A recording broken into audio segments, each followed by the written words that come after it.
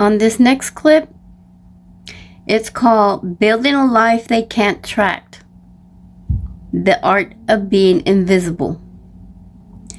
And it's about credit cards. You're leaving a trail of what you're doing, who you're with, what you're buying. You are the ones who built this cage with your choices. You signed the forms.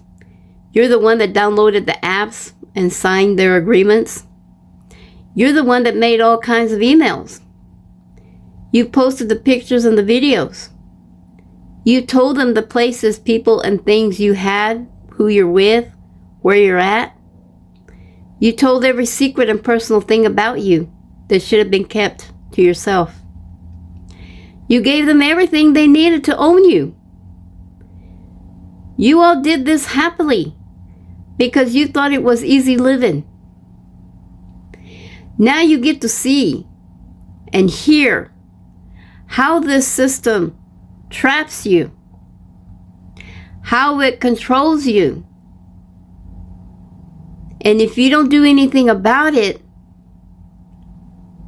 you're going to stay a slave to it. Here is what I have been telling you for so long, for so many years. And here's a video that explains detail by detail, and it should shock you. So I hope this video opens your eyes, wakes you up, makes you conscious aware, makes you want to do something for yourself, like change your life, clean out your life, clean out the skeletons from your closet, get yourself in a position to where you don't have to be connected to this system with programs, how you were taught, or by your ego, addictions, whatever the case may be. Be a better person. Make better choices. Be aware of what you know that you need to be doing to disconnect from this system. Because if not, you're not going to have such a good life after all. Take a listen to this video clip. It's 22 minutes long. It's not going to hurt you to sit there and watch it. Those of you that have no attention span to be watching this, just move on. You're the ones that stuck to the system. You'll stay stuck to the system. But those of you that have a little time to watch this, it's life-changing. My advice is, watch it. You ever notice how the people who scream loudest about freedom are the ones holding the leashes? The American dream, that glittering promise they sold you, came with a microchip and a tracking number. Every dollar you earn, every purchase you make, every step you take leaves a digital breadcrumb trail leading straight back to your throat. And the beautiful part, the truly artistic part of this con, is that you built the cage yourself. You signed the forms. You downloaded the apps. You posted the photos. You handed them everything they needed to own you, and you did it with a smile because they convinced you it was convenient. But here's what they don't tell you in the glossy commercials and the feel-good LinkedIn posts. There was a time, not so long ago, when a man could disappear, not because he was a criminal, not because he was running from the law, but because invisibility was still possible in America, because privacy wasn't a luxury, it was the default setting of existence. Those days are gone, or are they? The trap didn't spring overnight. It took decades of careful engineering, generations of conditioning, the slow, patient work of turning citizens into data points. You want to understand how deep this goes? Let me take you back to a moment in American history that they conveniently forget to mention in high school civics class, 1933. The middle of the Great Depression. Franklin Roosevelt is president, and he's about to pull off one of the smoothest robberies in human history. Executive Order 6102. With the stroke of a pen, Roosevelt made it illegal for American citizens to own gold. Not illegal to steal gold. Not illegal to hoard gold in some Scrooge McDuck fantasy vault. Illegal to own it at all.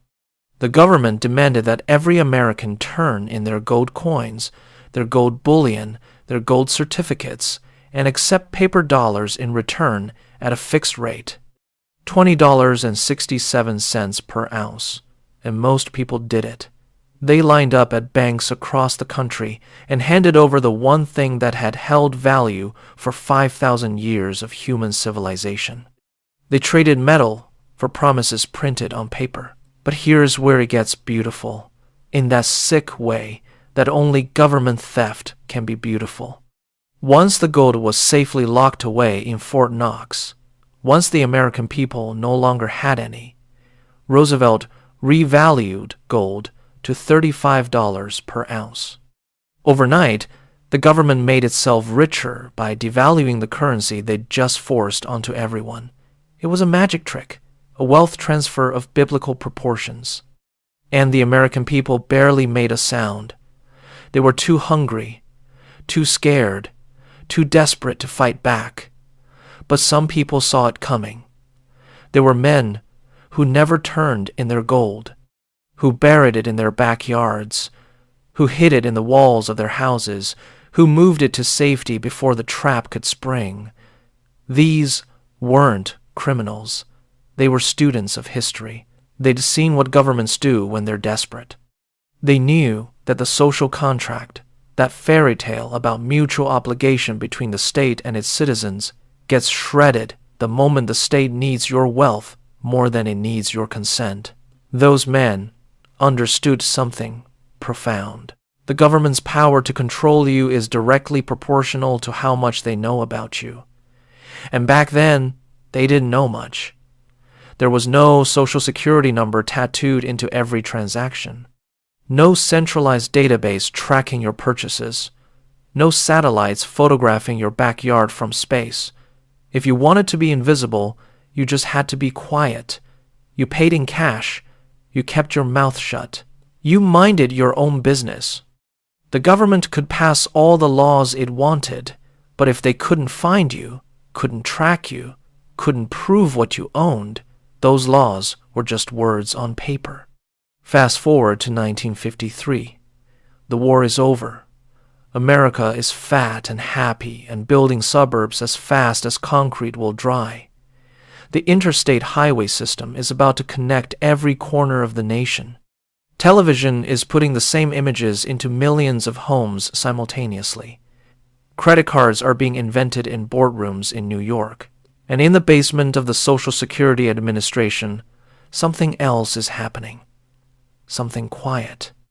They're starting to realize that those 9 little digits, that number they told you was just for retirement tracking, could be used for so much more. It started innocently enough, or at least that's how they sold it. The Social Security number was created in 1936 as part of Roosevelt's New Deal, a way to track workers for the new retirement system. Just a simple identifier, nothing sinister. Except identifiers are never simple, and nothing the government does stays in its lane. By the 1960s, banks started asking for your Social Security number. Then employers, for everything, not just payroll.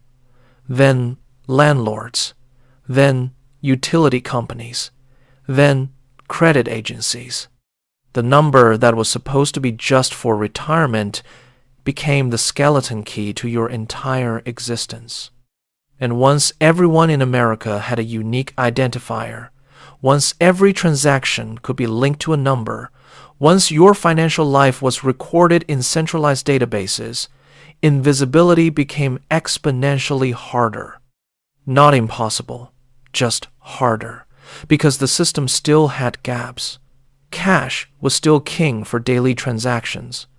There were still parts of the economy that ran on handshakes and paper records. You could still move through the world without leaving much of a trail if you were careful, if you were smart, if you understood the game. But the architects of the system understood something else. They understood that you can't force people into surveillance. You have to make them want it. You have to make them demand it. You have to convince them that being tracked is actually liberation. Enter the credit card. What a beautiful weapon. They didn't sell it as surveillance.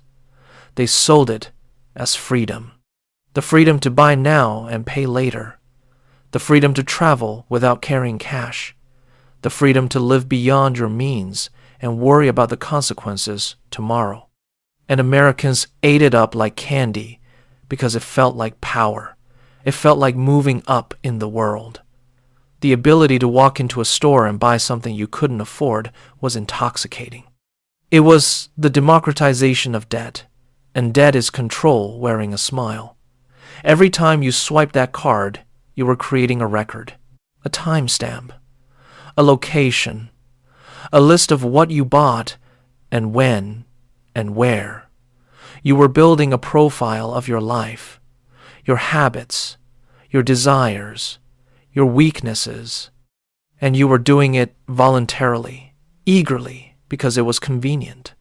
The credit agencies watched and learned and grew fat on data. Equifax, Experian, TransUnion. These weren't banks.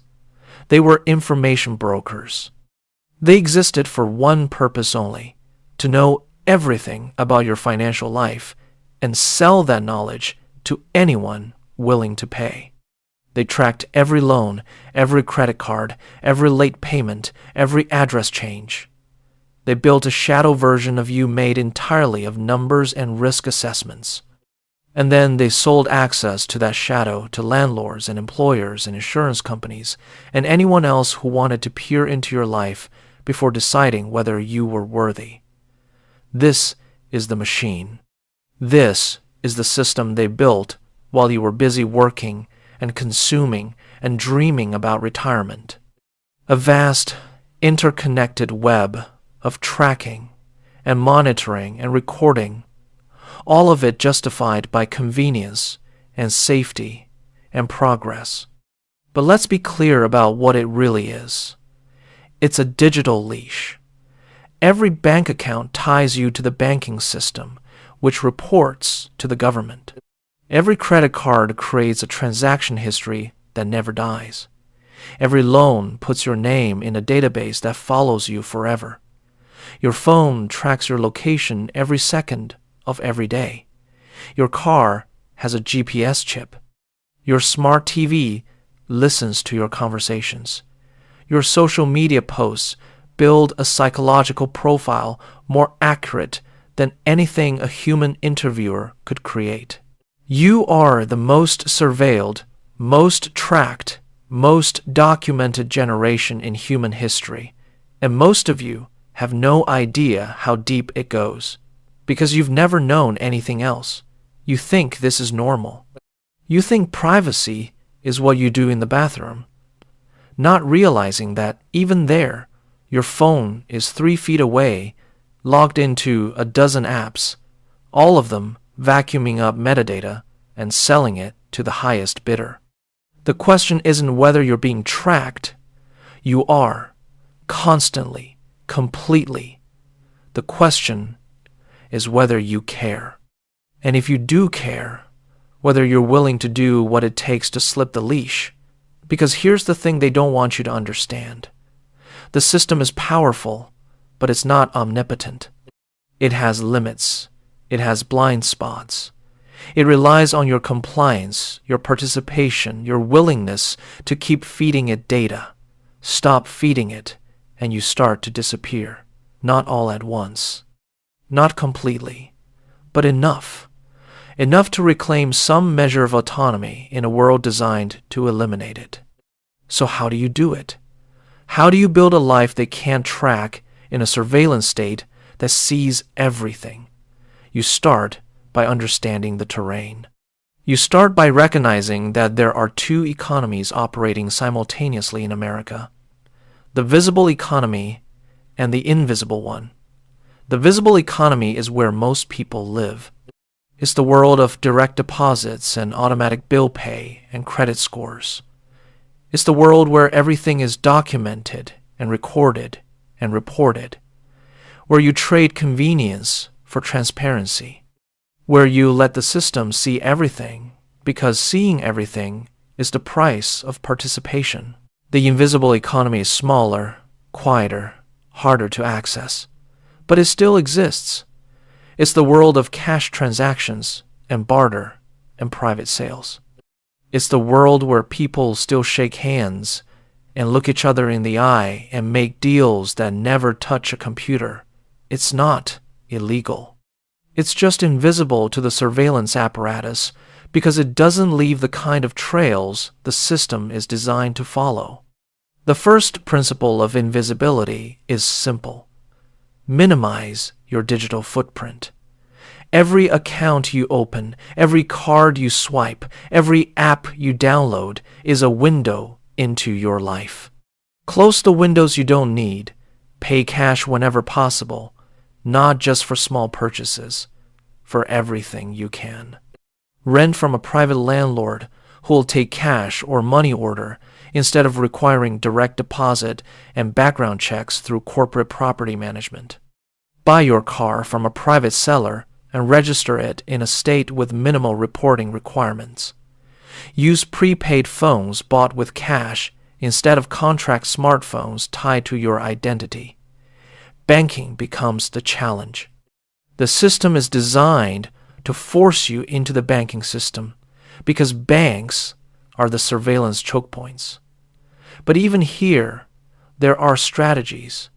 Keep multiple small accounts at different banks instead of consolidating everything in one place.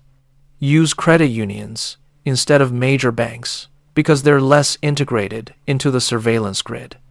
Keep your balances low so you're not triggering reporting thresholds. Never, ever use the same account for both legal and gray market activities because the moment you mix streams, you create patterns, and patterns are what the algorithms hunt for. The second principle is compartmentalization. Never let different parts of your life touch. Use different names for different activities where legal. Use different addresses, different phone numbers, different email accounts. Build walls between your identities so that even if one gets compromised, the others remain intact. This sounds paranoid until you realize that this is exactly what corporations and governments do. They compartmentalize constantly. They have divisions and subsidiaries and shell companies and classified programs, all designed to prevent any one breach from compromising the whole. You're just doing the same thing at an individual level. The third principle is the hardest. You have to be willing to sacrifice convenience. Every convenience the modern world offers comes with a tracking cost. Want next-day delivery? That requires an Amazon account with your address and payment info and browsing history. Want to hail a ride with your phone? That requires a Uber account tracking every trip you take. Want to stay connected with friends across the country? That requires social media platforms that harvest every click and like and comment and build predictive models of your behavior. The invisible life is inconvenient. It means driving across town to buy something instead of ordering online. It means carrying cash instead of tapping your phone. It means using paper maps instead of GPS. It means accepting that you cannot participate in a frictionless digital economy without sacrificing invisibility. You have to choose. And most people, when confronted with that choice, pick convenience every single time. Because convenience is addictive, because the surveillance state is built on top of genuine utility, the apps really do work. The services really are helpful. The technology really does make life easier. That's what makes it so insidious. They're not forcing you into the panopticon at gunpoint. They're making the panopticon so comfortable that you never want to leave. But there's a fourth principle, and it's the most important. You have to build parallel systems. You can't just opt out of the visible economy without having something to opt into. This means creating relationships outside the system, trading skills instead of currency, bartering goods, building networks of people who understand what you're doing and why. Finding communities where cash is normal and privacy is respected and asking questions is considered rude. These communities still exist. They're just hidden from view because they don't advertise and they don't trust outsiders.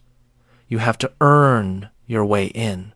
You have to prove that you're not a cop, not a Fed, not a journalist looking for a story. You have to demonstrate that you understand the value of discretion. This takes time. It takes patience.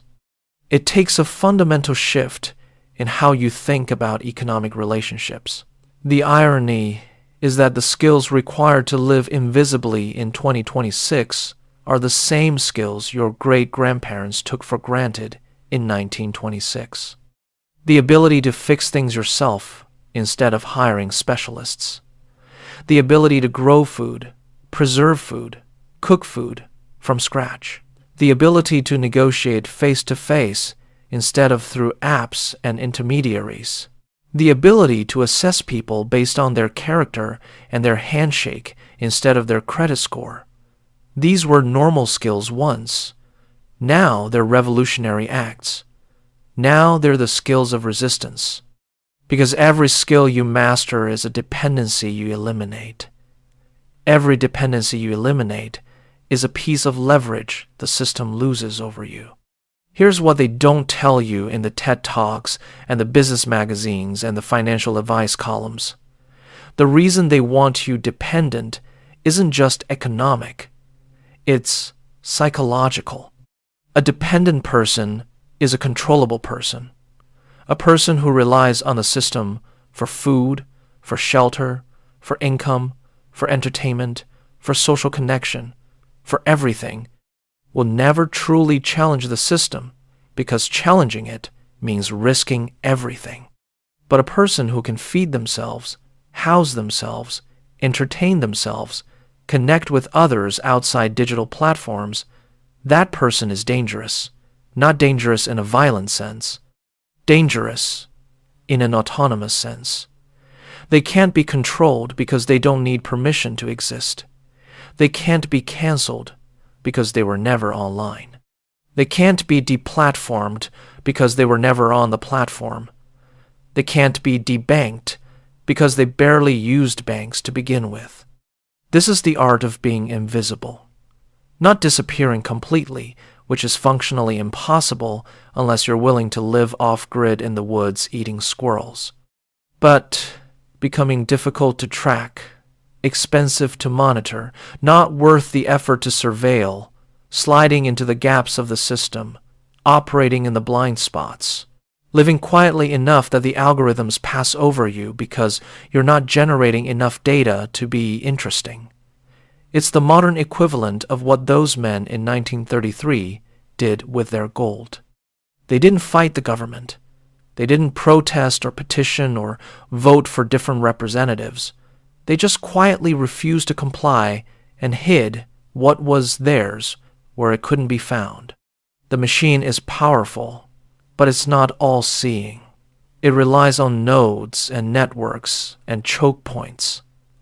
Cut the connections to those choke points, and you fade from view. Not entirely, but enough. Enough to have options.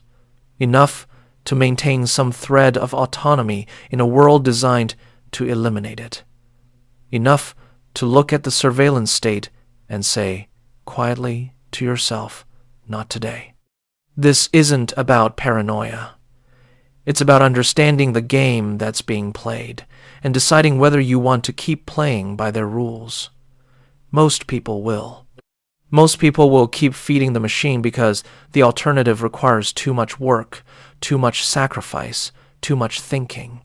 But for those who remember that freedom and convenience were never the same thing, for those who understand that every tracking mechanism is also a control mechanism, for those who look at the digital leash and decide they'd rather walk on their own, the path exists. It's narrow, it's difficult, it's lonely sometimes, but it's there. It always has been. The question is whether you've got the stomach to walk it.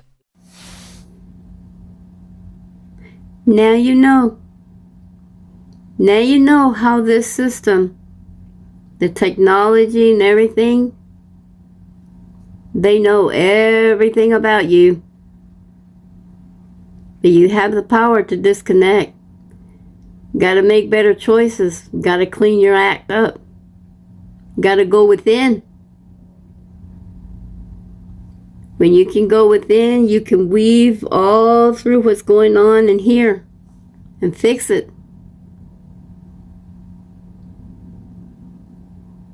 I'm telling you, people, you can't fool anybody. You can't trick anyone.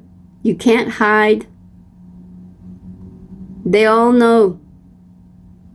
And what's happening right now is your private life is being put in public.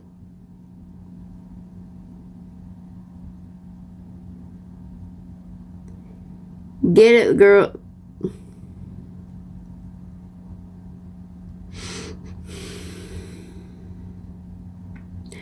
Time is of the essence, people. There's no time to keep playing around anymore. There's no time to keep entertaining yourself with stupid shit online. There's no time to sit around and just not do anything. You have the power. You have the power to change your life. You have the power to make better decisions. You have the power to break away from things that's not good for you. This doesn't benefit you. Whatever you're hanging on now that's from the past, that's a ball and chain that's going to keep you in the same place that you are now. A lot of weight that you have to pull. Make those changes. Do your inner work. The higher a frequency you go, the more you let go of the system, the more this life isn't going to bother you as much. You won't suffer as much. I'm living proof of that. My life is not perfect. I have issues every now and then. But it's not compared to how it was back in the day. My life right now is way better because I let go a lot of things.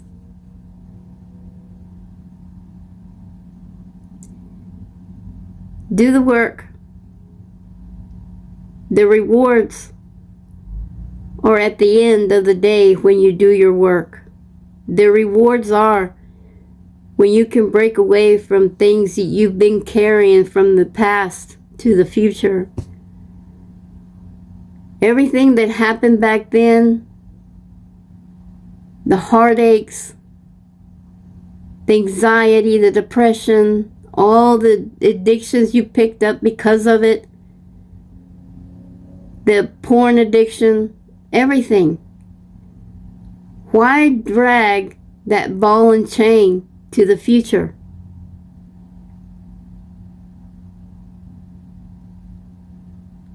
Heal.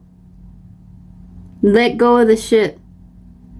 Let go of what's holding you down. That ball and chain is holding you. You're not able to move anywhere because you got to pull that shit all the time, everywhere you go. Better choices. You can do it. You have the willpower. The courage is right there. You did it millennium of times. That's how you're here. You can do it again. And a lot of us know you got it in you. What are you waiting for? What are you waiting for?